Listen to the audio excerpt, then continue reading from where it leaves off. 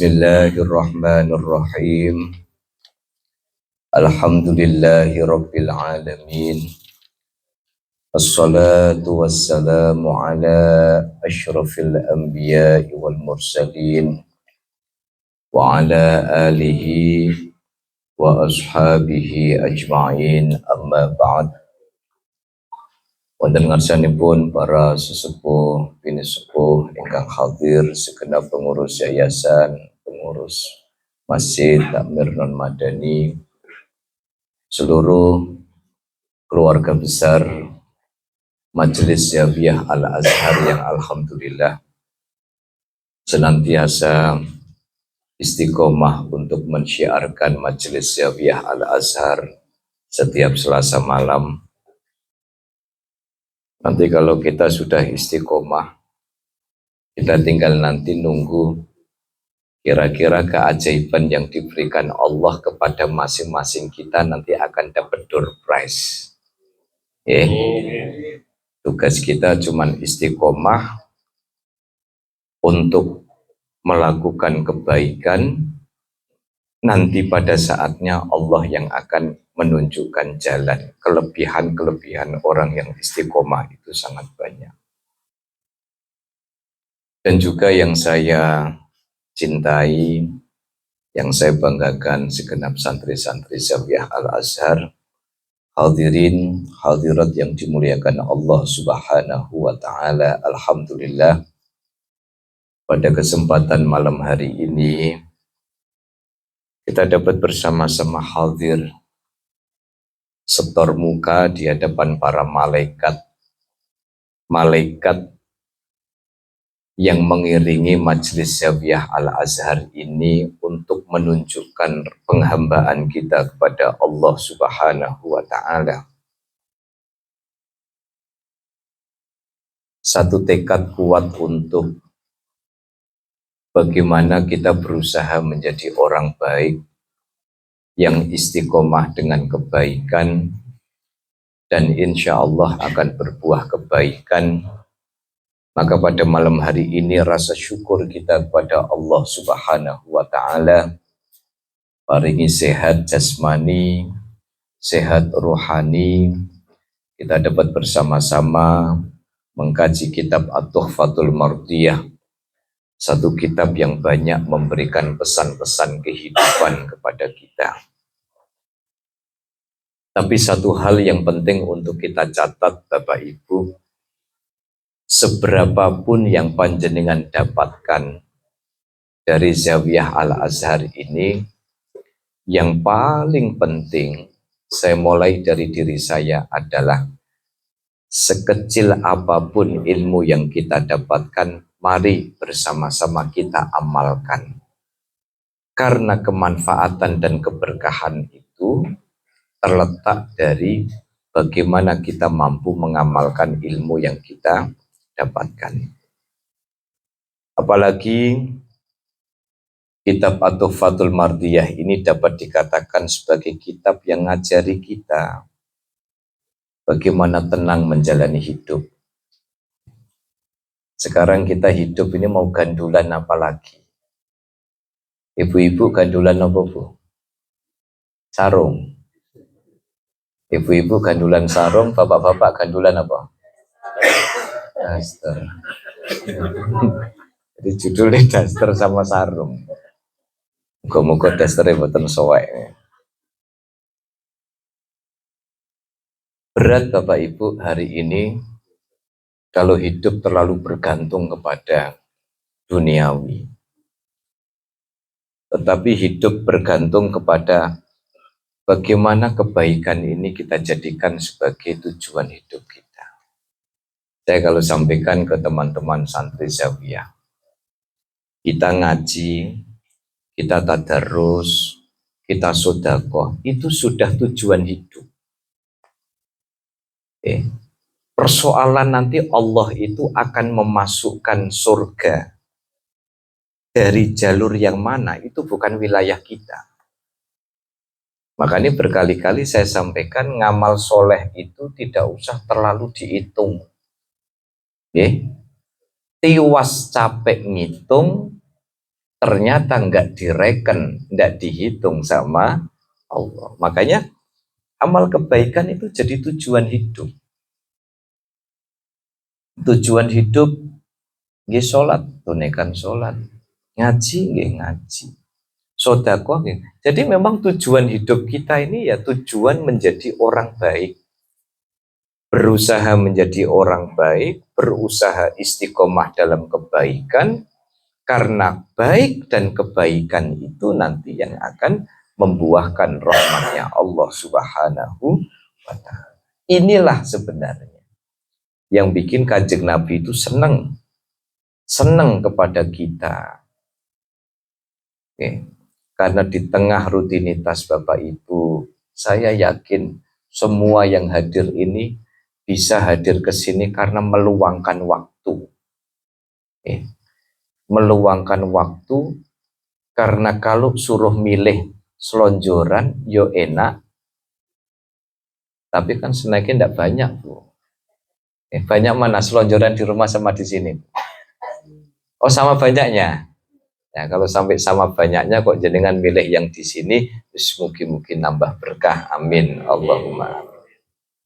Mari kita lanjutkan kajian kitab At-Tuhfatul Mardiyah.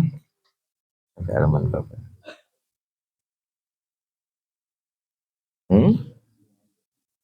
47. Mau idoh ini. Bismillahirrahmanirrahim. Qala al-muallifu rahimahullahu ta'ala wa nafa'ana bihi wa bi'ulumihi wa bi barakatihi wa bi karamatihi. Amin. Bismillahirrahmanirrahim. Mau'izatun. Kana Ibnu Umar yaqul, idza amsayta fala tantadhiris subaha wa idza asbahta fala tantadhiril masaa wa khudh min sihhatika limaradika wa min hayatika limautika. Mau'izatun ini ada satu nasihat penting bagi kita. Dari dua baris yang barusan saya baca ini, memberikan satu pesan yang sangat mendalam tentang jangan sekali-kali menunda berbuat baik. Kana Ibnu Umar yaqul, Abdullah bin Umar pernah memberikan satu nasihat. Idza amsaita, ketika engkau berada di waktu sore dan bisa melakukan kebaikan, fala tantadhiris subaha, maka ndak usah nunggu besok. Sebelum saya lanjutkan, ada kisah menarik. Kenapa Abdullah bin Umar itu memberikan satu nasihat begitu dalam? Karena salah satu kebiasaan orang hidup itu seringkali menunda-nunda. Kalau bisa besok, kenapa harus sekarang? Gimana? Kita biasa gitu enggak? Ngaku? Podo. Makanya ini nasihat buat saya, nasihat buat kita semua. Dalam Bu Suci kenapa? Sekarang ya sekarang. Idza amsaita, ketika engkau berada di waktu sore, fala tantadhiris sobaha, maka jangan perlu nunggu waktu esok. Ketika hari ini kita bisa ngaji, hari ini kita bisa sodako, hari ini kita bisa tadarus, hari ini kita bisa menolong orang lain. Okay? Maka jangan sampai kemudian kita nunggu esok. Kenapa? Tidak ada jaminan hari esok kita masih bisa bertemu dengan keluarga kita.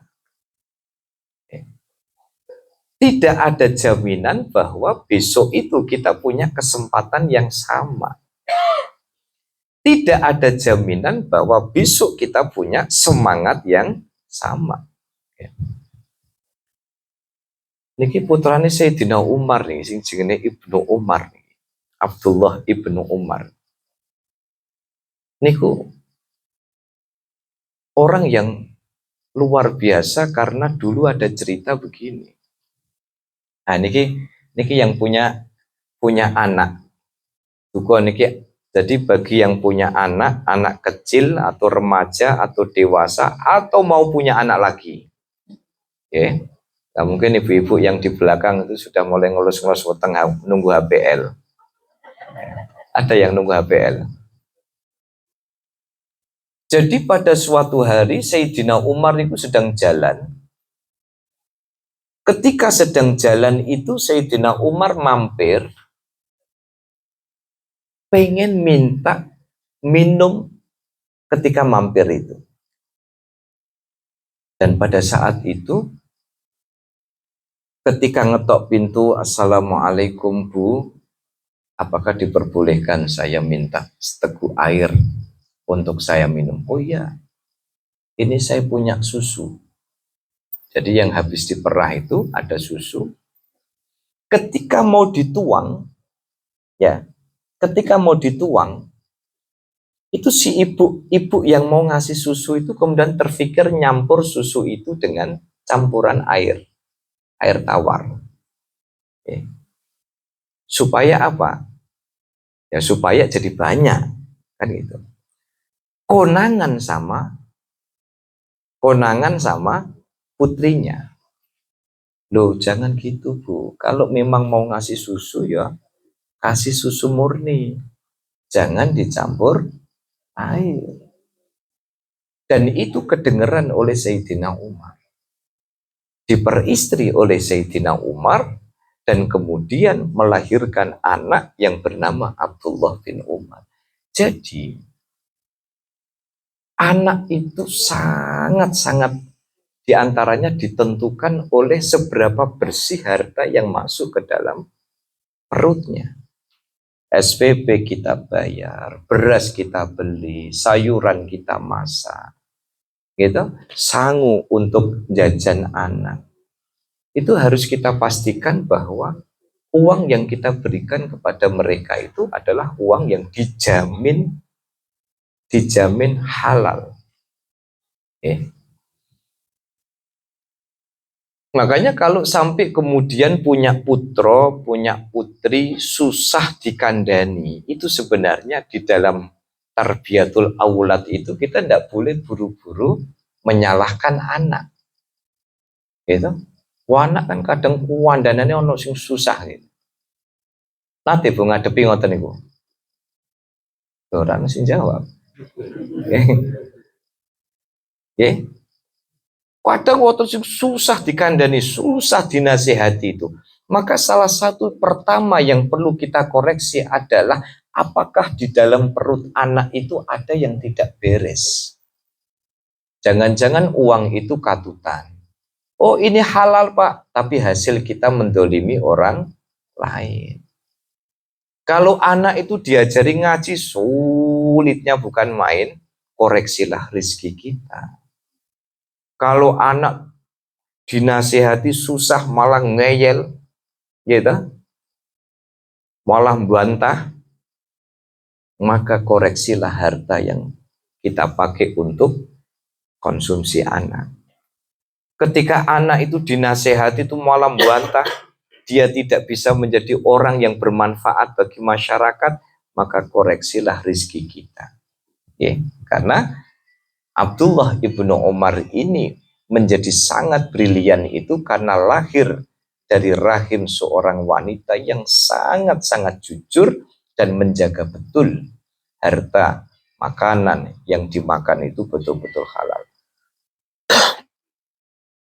Oke, saya lanjutkan.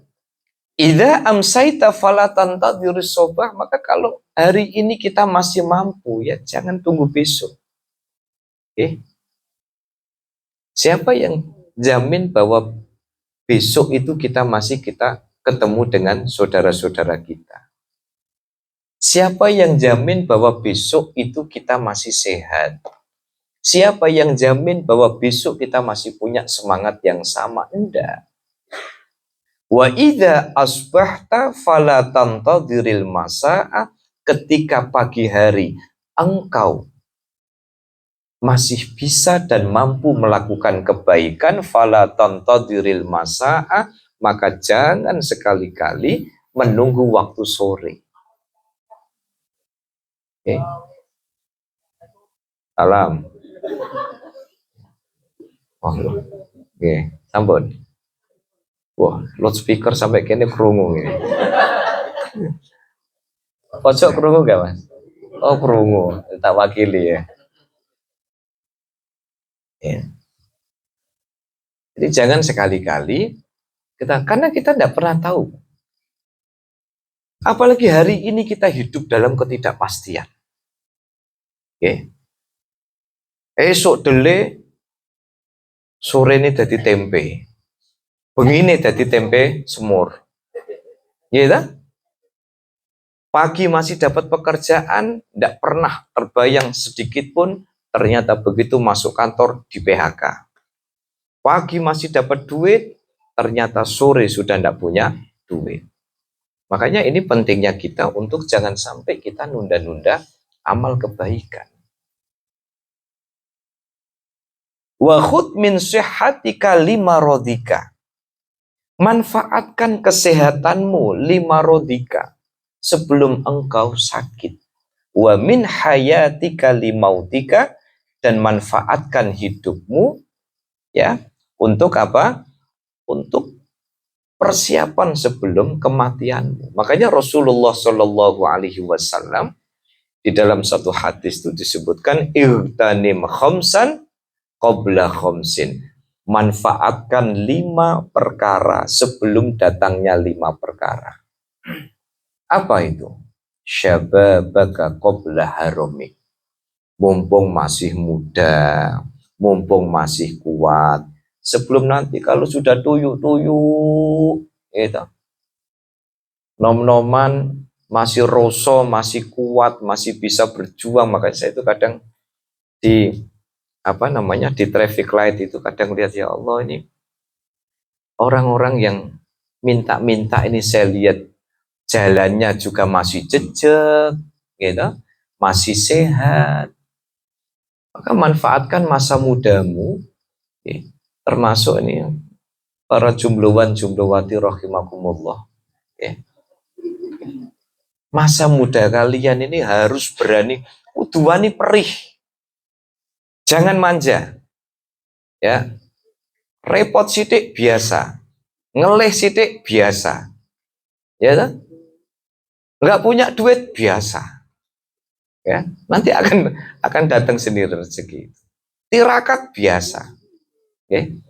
Dulu itu saya kalau ndak ada duit ya poso dawuh. Jadi motivasi puasa dulu itu bukan ibadah, tapi kepepet.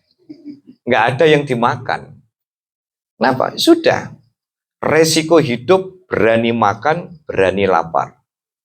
Itu kalau ya santri maupun mahasiswinya harus berani fight, harus kulaan banyak, harus baca, harus ngaji, harus nimba pengalaman, ya, supaya apa? Nanti satu saat kita akan berkompetisi dengan orang-orang yang luar biasa skillnya.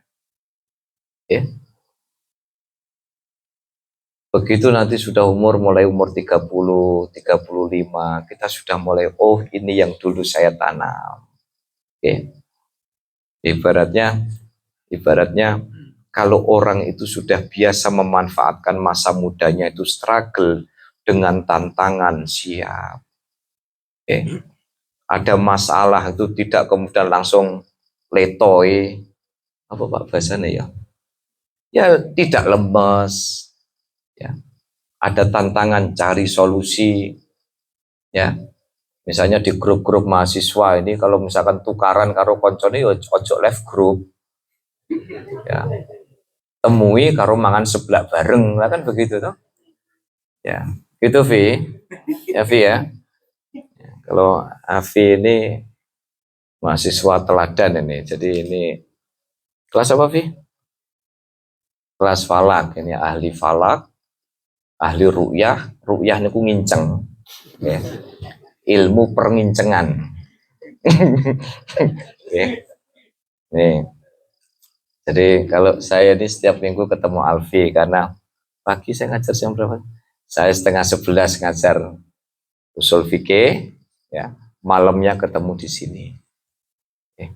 Dan saya lihat ini semakin ke sini semakin lebar. Alhamdulillah. Ini tandanya sejahtera, senang, bahagia. Padahal ini jomblo.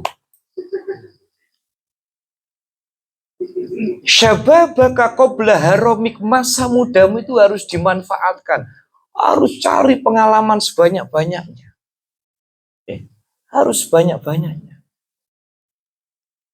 Saya kadang kalau berpikir Pak, berpikir meh nangis gak situ, nganter anak pondok begitu harus kuat. Dulu bapaknya lebih rekoso, bapaknya itu lebih prihatin, lebih perih, ya. Dulu lebih perih. Kalau ndak masak, ndak makan. Makan di atas jam 11 malam. Jam 2 sudah harus dibangunin. Oke. Ngaji mulai dari menjelang subuh. Sampai dengan jam 7 pagi. Jam 7 sampai setengah 8 sarapan. Setengah 8 sampai jam 4 ngaji. Jam 4 sampai setengah 5 asaran. Yo asaran, yo nyuci baju, yo nanti jam 5 balik lagi gitu terus. Untungnya dulu itu ndak kenal WA, ndak kenal Instagram. Jadi ndak ada model googling golek nopo moco statusnya Pak Made lagi di mana dengan siapa begitu tuh ndak pakai, ya. Dengan klien maksudnya kok ayo provokasi. Mulai kipas Maduro. Gitu. Itu loh. Boten, jangan deg-degan Bu. Saya ini kalau WA-an sama Pak Made itu panas-panasan. Saya di WA Pak Made, yang saya fotokan mahasiswi. Nah, Pak Made motoin saya, lah wong kanca ngopi kok lanang kabeh. Maka aman Bu Ani. Maka syababaka qabla haromik, masa muda harus betul-betul dimanfaatkan. Kita metik nanti di umur 40. Kita nanti metik di umur 35.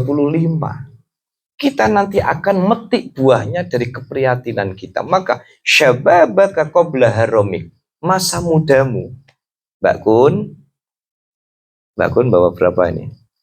Itu kok kayak sampingnya Mbak Kun kayaknya Mbak Amel. Loh, bukannya kemarin sudah mudik? Kangen Zawiyah? Kangen Zawiyah? Oh, Mas Bagas. Oh, mau reunian. Buyas. Oke. Dengan mas kawin kitab Tuhfatul Mardiyah. Oh.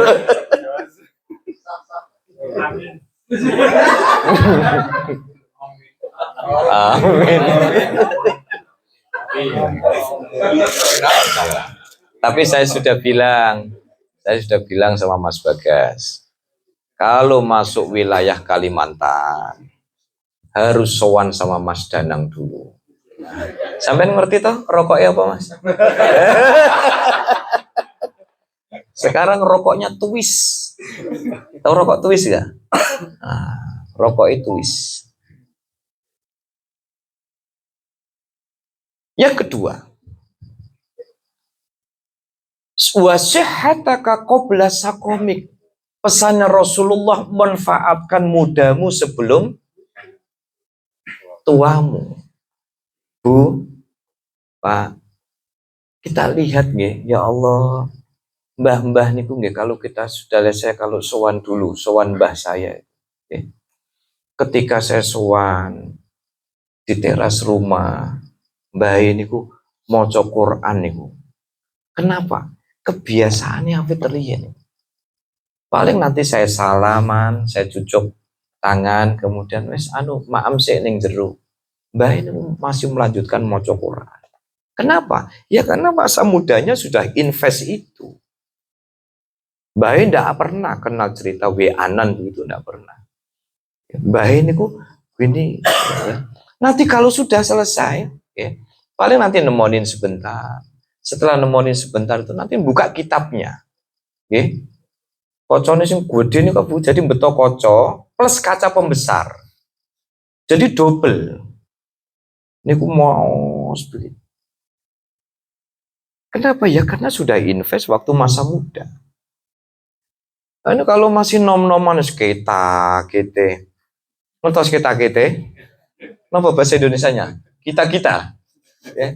Kita ini pun sudah kakian pola, kebanyakan gaya. Ya.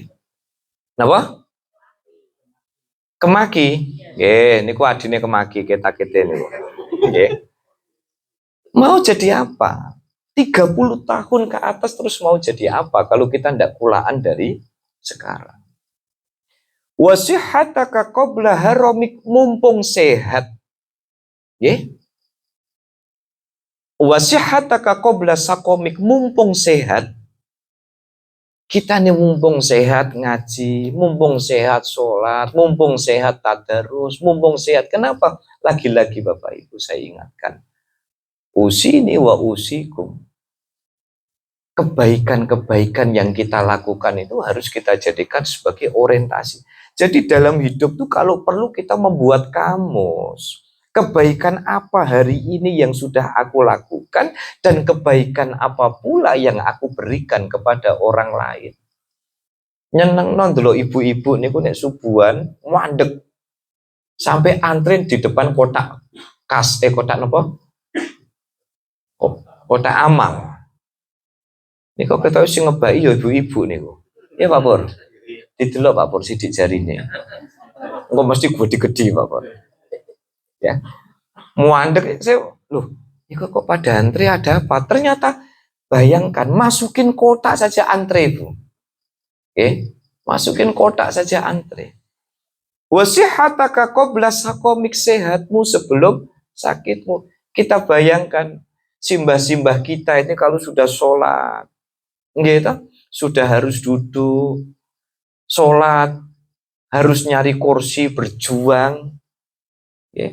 Nah, kita bayangkan ketika kita masa sehat, sekolah sehat, saya ke UPJ, unit perawatan jantung di Rumah Sakit Karyadi. Ya Allah, badan kok dilengkap ngempeli sama kabel itu, buatuke di kabel, dadane di kabel, semua jari di kabel, gitu. Kemudian saya itu sempat nyingkap nih, perut itu, ini sini kabel toh. Ya, niku isine kabel tok. Niku guru-guru saya Allah yarhamu Dr. Hakim niku. Masih sempat-sempatnya ketika saya tilek ke Karyadi. Waktu itu saya tilek. Kamu siapa? Aziz Pak Hakim. Oh, gimana disertasimu? Lu saya mikir disertasi. Lo mungkin sing nulis ra mikir. Sing mikir malah dosen nih. Gimana disertasimu? Saya alhamdulillah. Terus nutup mata, ya, tidur lagi. Dan sepanjang jalan coba dengan bayang, ya Allah ini tidur gimana ya? Tidur kan itu kan, napa Pak? Nih kalau layar itu kan bunyi terus gini Pak, suaranya tuh tit gitu. Sampai kakak saya, yang kakak ipar saya yang meninggal di Karyadi itu. Sabuk niku nek dereng dicethetno kan bunyi Pak, trauma Pak di ICU Pak. Iki apa nang kok suaranya koyo ICU jadinya. Orang kalau sudah sakit Pak, gitu, maem didulang, gitu, ndak bisa nelen pakai sedotan. Berikutnya, wasihataka qabla sakomik. Yang ketiga, apa itu? Wa faraghuka qabla syughlik. Waktu luangmu sebelum sibukmu. Mudamu sebelum tuamu. Sehatmu sebelum, waktu luangmu sebelum, wahina qabla fakrik. Sorry. Wahina qabla fakrik. Kayamu, cukupmu sebelum, sebelum apa? Sebelum fakirmu. Makanya kita nyon sewu nih, terutama yang nem-neman. Saya nih juga termasuk nem-neman. Rela tamboten Mbah? Rela mboten nih, kula niki masuk nem-neman.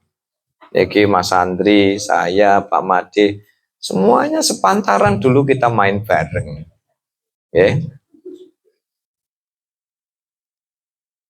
Ketika kita masih mampu bekerja, bekerjalah dengan penuh integritas.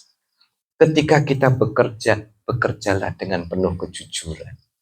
Ketika kita masih punya rezeki, manfaatkan rezekimu itu dengan baik. Kenapa? Waghinaka qabla faqrik.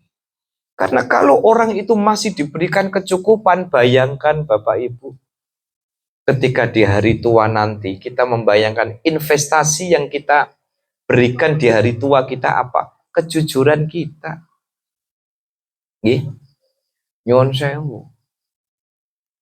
Kerja baru 2 tahun sudah korupsi. Kerja 2 tahun sudah markup sana, markup sini.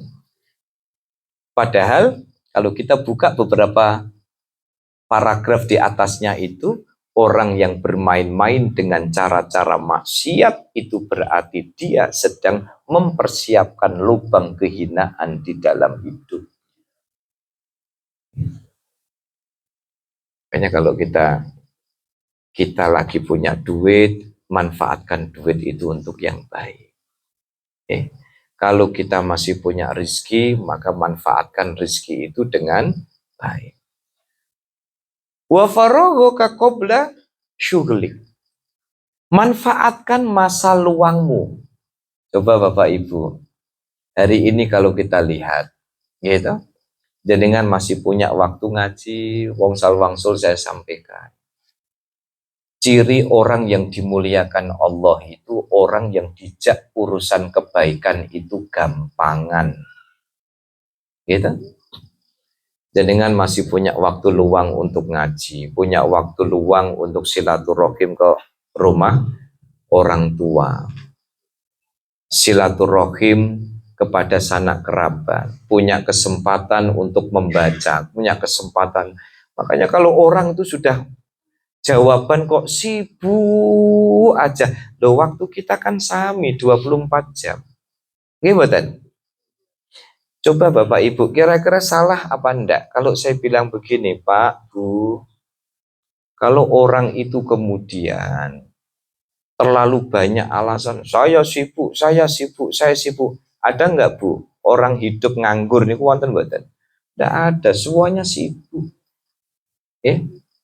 Semuanya sibuk, semuanya punya aktivitas, semuanya punya kegiatan. Tetapi bagaimana mumpung kita masih punya waktu luang? Dan yang terakhir apa? Wahayataka qabla mautik. Hidupmu sebelum matimu.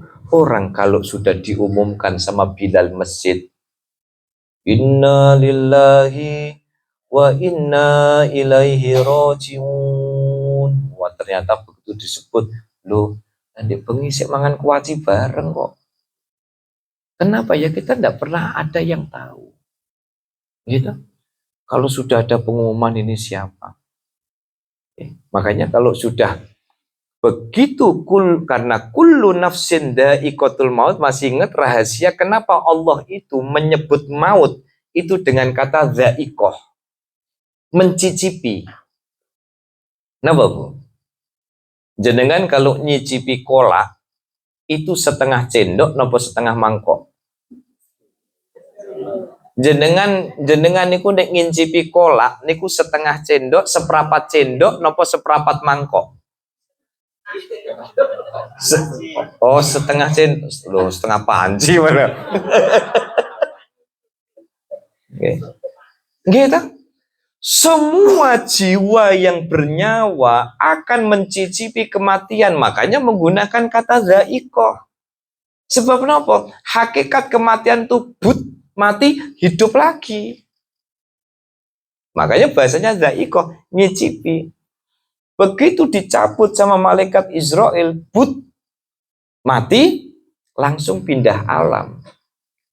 Dan memori orang mati itu berlipat-lipat dibandingkan dengan orang hidup. Jadi ngerti, oh itu wis takziah, wis tak absen. Di absen bu. Orang teko pokoknya gue pengen tak parani.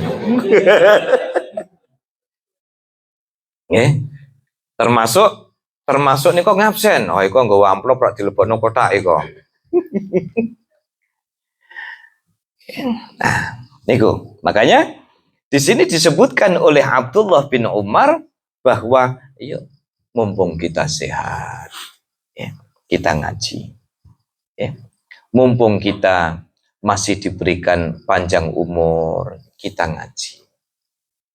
Karena ngaji, dan ngaji, insya Allah ini semua akan mendatangkan rahmatnya Allah. Wal maknanya anna syakhsa yaj'alul mauta baina ainaihi. Maka hendaknya seseorang itu yaj'alul mauta, menjadikan kematian itu baina ainaihi, di antara kedua matanya. Itu begitu dekatnya kematian itu. Kok saya jadi ingat nasihatnya Imam Al-Ghazali kepada murid-muridnya. Nasihat yang sangat-sangat populer. Ketika di satu halaqah itu Imam Al-Ghazali bertanya kepada murid-muridnya, apa yang dekat menurutmu?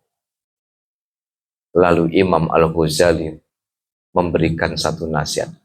Yang paling dekat dari kita adalah kematian. Yang paling dekat adalah kematian. Yang paling jauh adalah masa lalu. Makanya jenengan kalau misalnya pernah kerja masa kejayaan, kemudian itu bagian dari masa lalu, jangan disesali. Karena masa lalu itu semakin menjauh dari yang dekat adalah kematian. Yang jauh adalah masa lalu. Kemudian yang besar adalah hawa nafsu. Apalagi? Yang tajam adalah lidahmu. Ya, makanya namanya lidah tidak bertulang niku, makanya jenengan niku Bu. Pak. Bapak-bapak niki yang biasanya kita suka gojek, suka ini, kadang lidah tak bertulang. Nah, itu dilengkak-lengkok kan gampang itu. Tahu dilengkak-lengkok? Kalimantan? Mbak Kun tahu lengkak-lengkok? Oh, enggak tahu. Lengkak-lengkok. Kalau gini-gini tahu? Apa? Oh, itu lika-liku. Lengkak-lengkok itu ditekuk-tekuk, dilekuk. Apa Bu Cici kok gini, apa maksudnya itu? Pak Ari, apa maksudnya Pak Ari? Kok ngasih kode saya begitu deh? Apa? Gantolan? Loh, saya bilang dilengkuk-lengkuk malah gini-gini nih kok.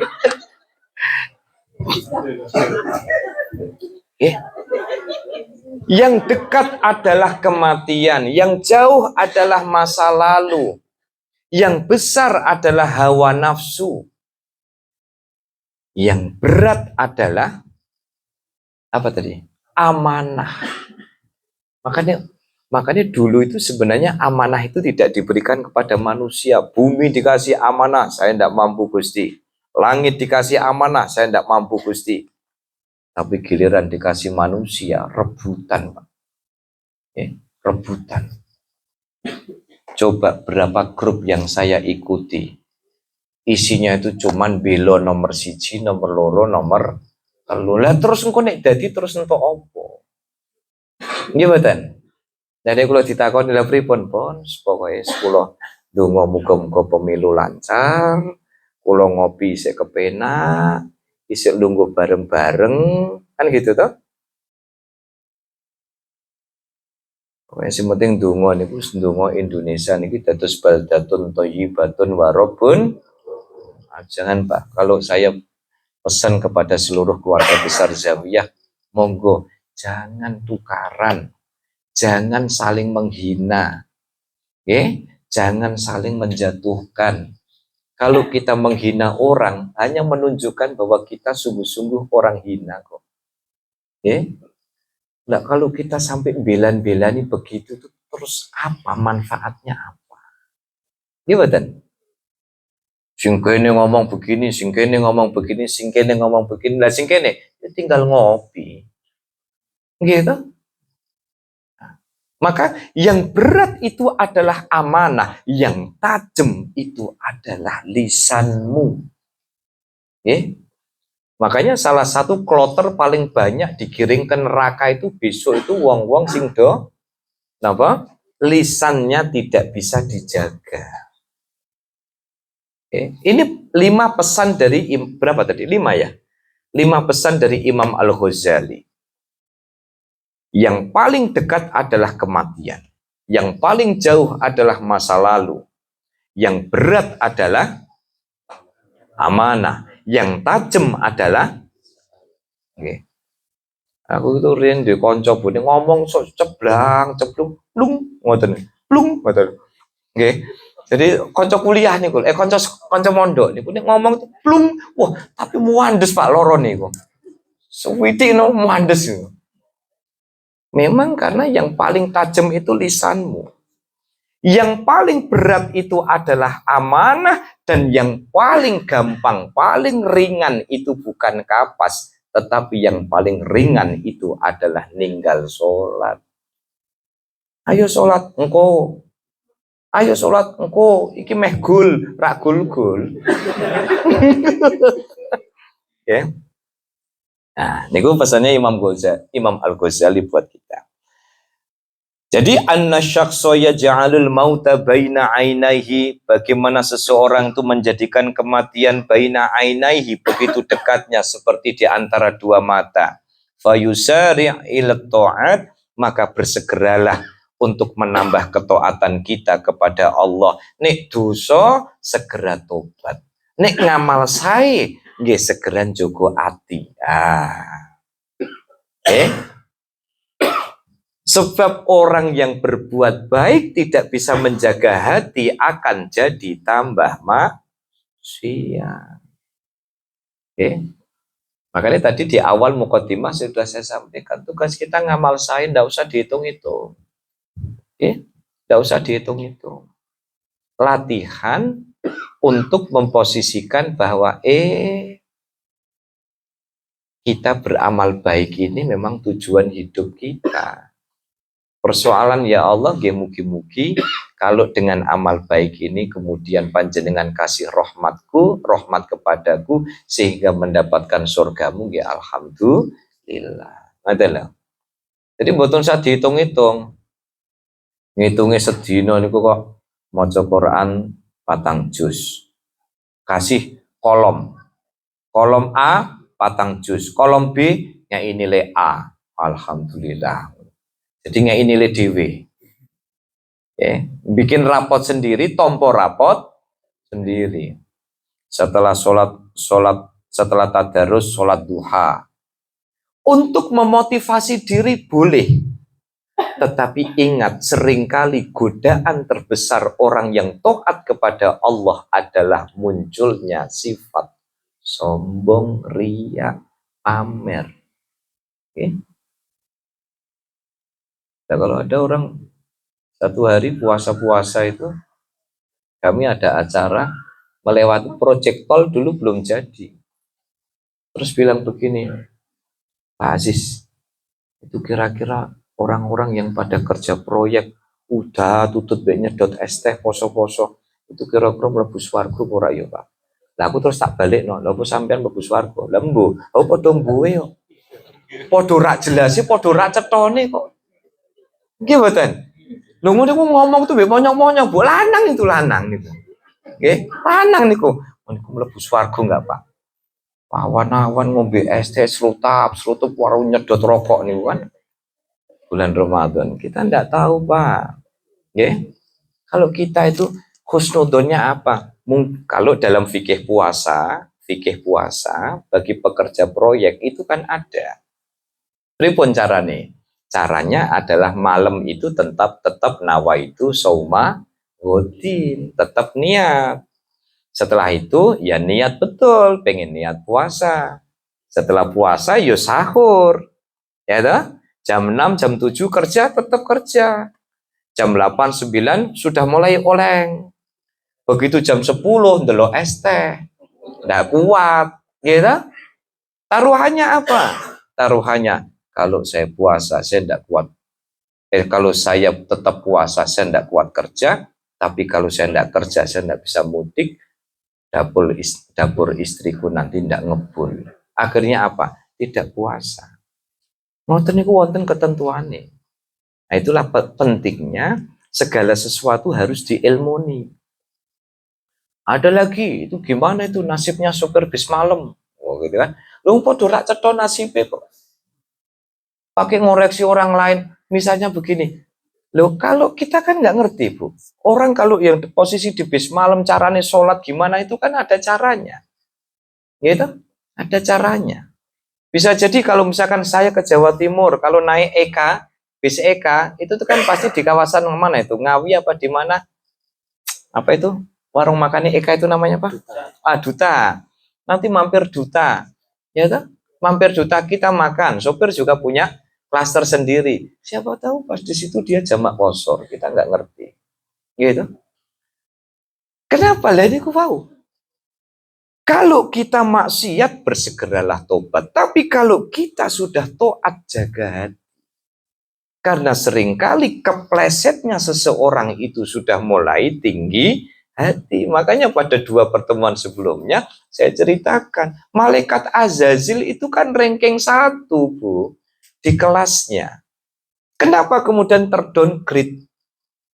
Dibancai kemudian namanya jadi iblis, ablasa yublisu iblisan, kemudian menjadi makhluk yang ditutup rahmatnya Allah Subhanahu wa ta'ala. Gara-gara apa? Gara-gara takabur. Makanya di sini bersegeralah untuk taat kepada Allah wa yagtanim al-awqata, dan manfaatkan waktu yang ada. Sing panjenengan jadi ibu rumah tangga, manfaatkan posisi ini dengan baik. Gitu? Rambut lare, jogo amanah suami, yang bekerja juga manfaatkan dengan baik. Wa yubadir ila istighraqi fit taqwa wal amali sholihi. Ya. Bersegeralah untuk memanfaatkan itu, menambah ketaatan dan ketakwaan kita kepada Allah. Makanya kadang kita menyemangati diri kita kayak di majelis zawiyah begini. Ini wow sih kadang saya mikir ya, kita ini nanti mati itu bekalnya nopo. Kita ngandelin sholat, nggih kalau sholat kita diterima. Kita ngandelin sedekah kita, iya kalau di situ ndak campur riak. Riak pamer, Bu. Bukan campur riak kok gitu kan. Iya kalau ndak campur pamernya. Kita ngibadah, iya kalau ndak muncul takabur kita. Gitu. Amal soleh sing rodok mending meskipun campur-campur ria itu ya datang ke majelis pengajian begini. Kenapa ya Allah? Ya kalaupun sholatku tidak jenengan terima, sedekahku tidak jenengan terima, tolonglah Gusti istiqomahku di Zawiyah Al Azhar itu jenengan tampi. Semoga itu jadi apa?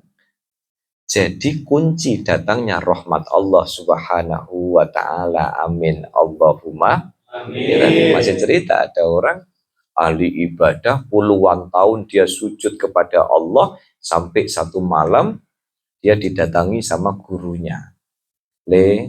Gurunya sudah meninggal. Mendatangi dia di waktu mimpi itu, dia bilang, tahu nggak? Aku dapat bocoran katanya kamu itu nanti masuk surga. Oh ngoten. Iya. Tapi masuk surgamu itu bukan karena sujudmu puluhan tahun.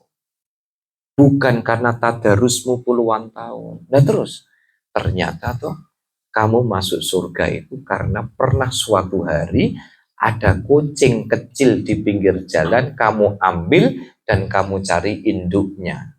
Hingga kemudian si anak kucing ketemu karo induk. Itu loh. Memang kucing niku memang rada unik. Ya. Akhirnya nopo dikasih bocoran sama ternyata toh tiket masuk surga itu kamu dapatkan bukan karena sujudmu, tapi karena kamu pernah begitu ikhlas menyelamatkan anak kucing, mencarikan induknya hingga seekor anak kucing bisa bertemu dengan induknya. Okay. Fit takwa, bertakwa kepada Allah, wal amali solih, dan terus beramal soleh, wa yuqassirul amal, enggak usah kebanyakan imajinasi, angen-angen cita-cita, boleh punya cita-cita, cuma yang jadi masalah itu kadang orang itu terlalu ambisi, orang terlalu punya motivasi di luar kemampuan dia. Ini kan persis materi pekan lalu ya. Materi pekan lalu, kebahagiaan kita sudah mulai kurang karena kita menginginkan apa yang dimiliki orang lain. Kebahagiaan kita sudah mulai kurang karena kita terlalu tinggi cita-cita sementara kita tidak mengukur kekuatan kita. Gitu.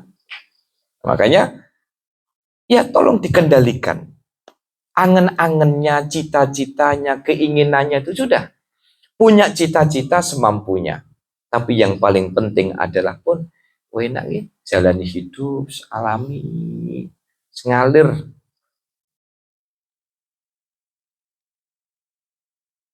Wa yatrukal maila ila gururi dunya, dan berusaha untuk apa? Meninggalkan hal-hal yang bikin dia jadi kedunyan. Al-mail, condong ila gururi dunya, kepada kebohongan-kebohongan duniawi. Okay? Kebohongan-kebohongan duniawi. Makanya yang kadang sulit saya lakukan, ini nasihat dari guru saya itu. Dulu itu ngasih contoh. Le, duren iku enak apa ora le? Enak, ya. Tapi kalau sudah melewati tenggorokan masih enak apa enggak? Jadi ternyata cepatnya kenikmatan duniawi itu seperti itu. Okay? Maka kenikmatan itu akan berbuah kebahagiaan ketika apapun yang kita miliki kita niatkan sebagai sarana ibadah kepada Allah. Punya ilmu diamalkan, punya tenaga dipakai buat bantu orang, punya rezeki diinfakkan, disedekahkan, dizakatkan, punya jabatan dipakai buat melindungi orang-orang yang perlu dibantu. Jadi jangan sampai gururi dunia, kita terpesona dengan hal-hal yang justru melupakan kita. Okay? Pengen sugih cepat, pengen jabat cepat, pengen menang pilkada, pengen ini, akhirnya menghalalkan segala cara. Lah ini loh sing mulai guru di dunia itu kan dari sini. Nah, fa innahu la yadri mata yatihil mautu. Karena sesungguhnya manusia itu la yadri, tidak pernah tahu mata yatihil mautu, kapan kematian itu akan mendatanginya. Maka nenek delok, kalau kita lihat contoh orang-orang soleh yang luar biasa, ya, abahnya Habib Syekh ya kalau tidak salah, ketika mau ngimami sholat Jumat di bulan Ramadan, ya, kalau saya salah tolong diluruskan. Seingat saya itu saya dapat cerita itu Jumat bulan Ramadan ngimami sholat Jumat, tapi sebelum ngimami itu beliau nyari badal. Sudah terasa bahwa Allah Subhanahu wa Ta'ala akan menjemputnya. Jadi ketika mau sholat itu nyari loh mana badalku, badal itu pengganti. Beliau sudah punya feeling bahwa sholatnya tidak akan tuntas. Ya, sudah punya feeling, ini sholatku kayaknya tidak tuntas. Dan akhirnya inna lillahi wa inna ilaihi roji'un. Ketika apa? Ketika sedang sujud jadi imam sholat Jumat di bulan Ramadan. Nah, luar biasa. Okay? Makanya di sini disebutkan fa innahu la yadrihi mata ya'tihil mautu fayartahila ilal akhirah, hingga akhirnya begitu dicabut nyawanya dia kemudian memulai perjalanan ke akhirat. Kal ghoribi aw abirin sabilin. Ya, dia seperti orang asing. Ya. La yadri mata yasilu ila watani, mata yasilu ila watanihi sobahan au masaan. Jadi ketika kita berjalan menuju akhirat itu seperti orang asing yang lolo tengok kanan tengok kiri ketika di dalam alam kubur.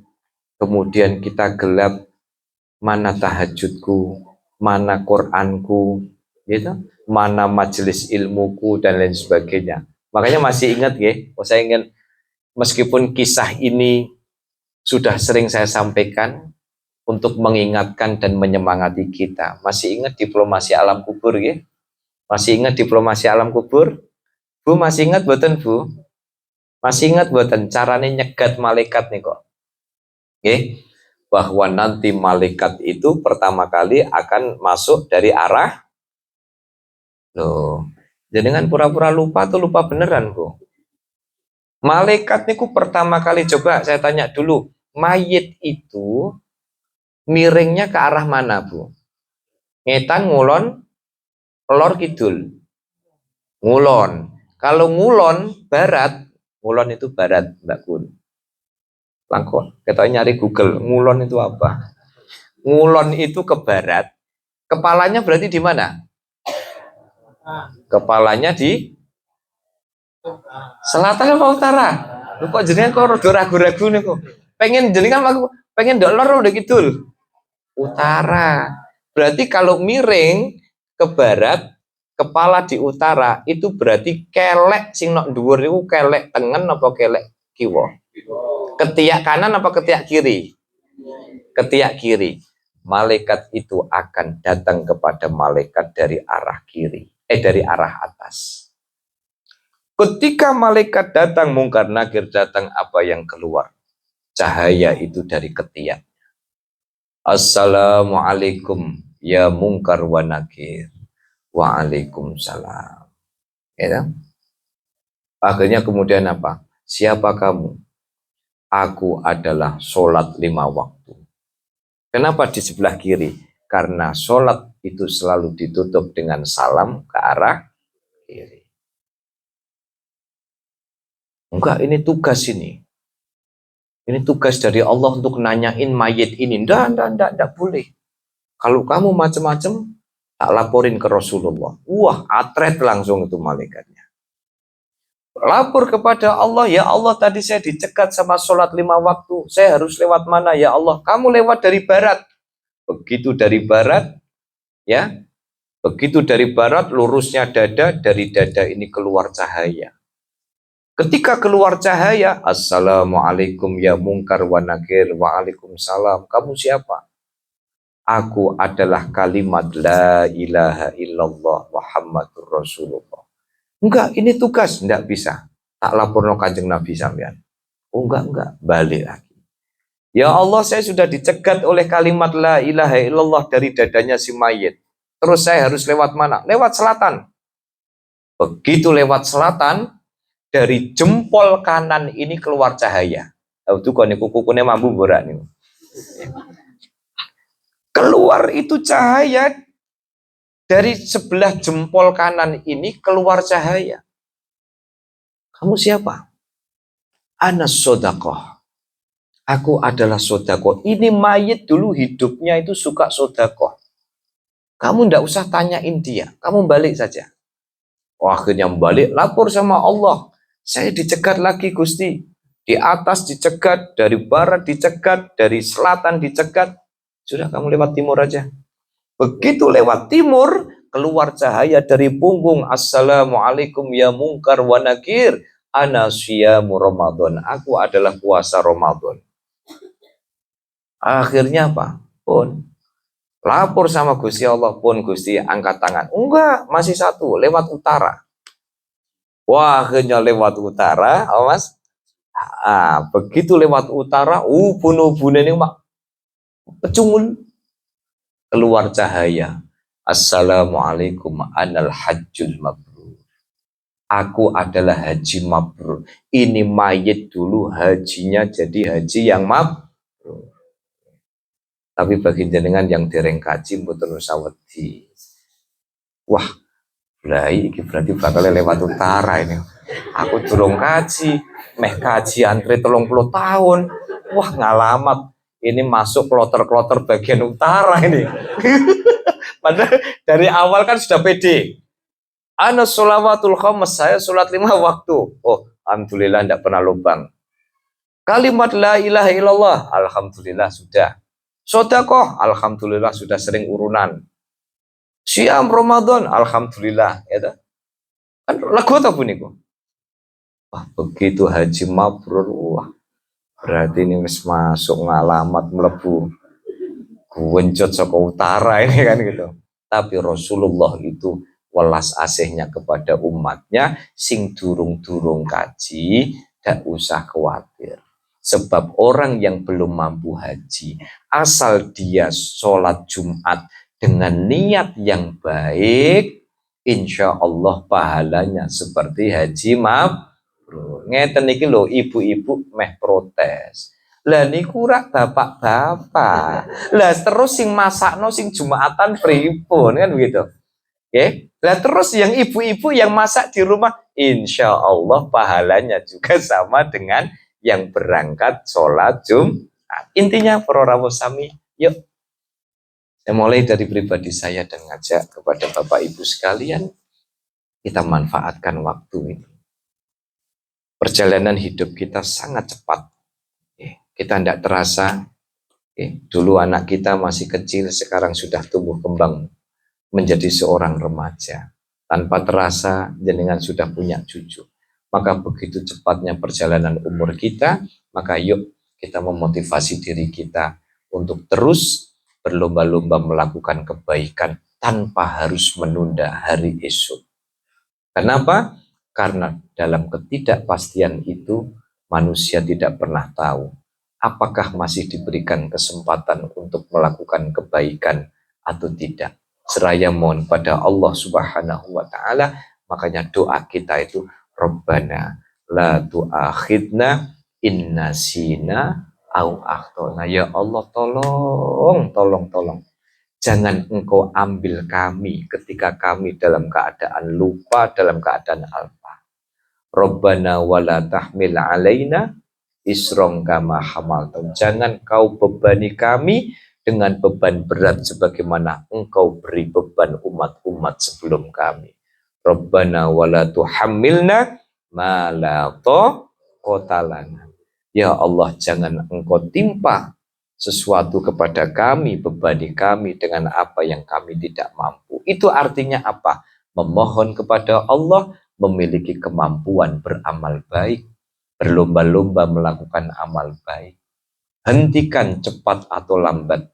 Jika memang misalnya saya punya amal-amal yang tidak baik, yang ternyata justru hanya menorehkan tinta hitam di dalam buku catatan amal saya, maka yuk nasihat-nasihat ini kita resapi, kita hayati, kita mulai dari diri kita masing-masing agar di dalam perjalanan hidup kita diringankan oleh Allah karena amal soleh, karena ketakwaan, karena budi pekerti kita yang baik, sehingga dengan cara itu Allah senantiasa melimpahkan rahmatnya kepada kita, hidup kita diringankan oleh Allah, ditata oleh Allah, ditata rizkinya, dimudahkan urusannya. Amin Allahumma amin. Al-Fatihah.